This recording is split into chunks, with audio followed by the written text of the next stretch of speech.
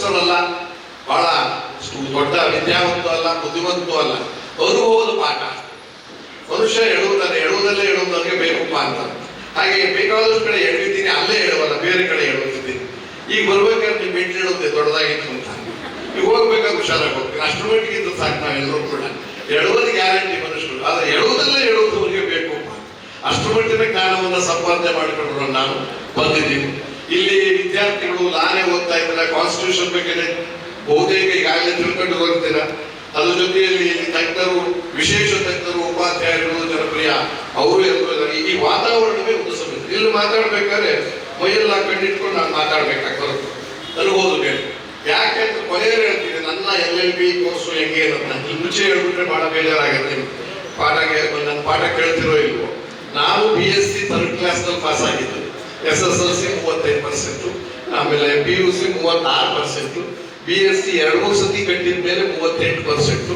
Medical seat ಹೋಗಿದ್ದೆ, bike ಕಳಿಸಿದ್ರು eligibility ಇಲ್ಲ ಅಂತ. ಇದ್ರೆ ಅವತ್ತು ಡಾಕ್ಟರ್ ಆಗ್ಬೇಕು ಅಂತ ಹೋಗಿದ್ದೆ. ಇಷ್ಟೆಲ್ಲ ಬುದ್ಧಿವಂತನ, ಆದ್ರೆ ಅಂತ ಬುದ್ಧಿವಂತನ ಕಲಿಸಿ ಸಂವಿಧಾನದ ಬಗ್ಗೆ ಪಾಠ. ಆಮೇಲೆ LLB ಸ್ಟಿಲ್ ಸ್ಟೂಡೆಂಟ್. 1976ರಲ್ಲಿ ಕಾಲೇಜಿಗೆ ಸೇರಿದ್ದೆ, ಲಾ ಕಾಲೇಜ್ ಗೌರ್ಮೆಂಟ್. ಇನ್ನೂ ಪಾಸ್ ಆಗಿಲ್ಲ ನಂದು, ಹಾಗಾಗಿ ಸ್ಟಿಲ್ ಸ್ಟೂಡೆಂಟ್. ನಾನು ಯಾಕೆ ಪಾಸ್ ಮಾಡ್ಕೊಂಡಿಲ್ಲ ಅಂತ ಬಹಳ ಜನ ನೇಣು ಹಾಕೋತಾರೆ. ಏನಂತ, ನನಗೆ ಮಾರ್ಕ್ಸ್ ಬರಲಿಲ್ಲ, ಫೇಲ್ ಆಗ್ಬಿಟ್ಟೆ, ಅಪ್ಪ ಅಮ್ಮನ ಕಾಟ.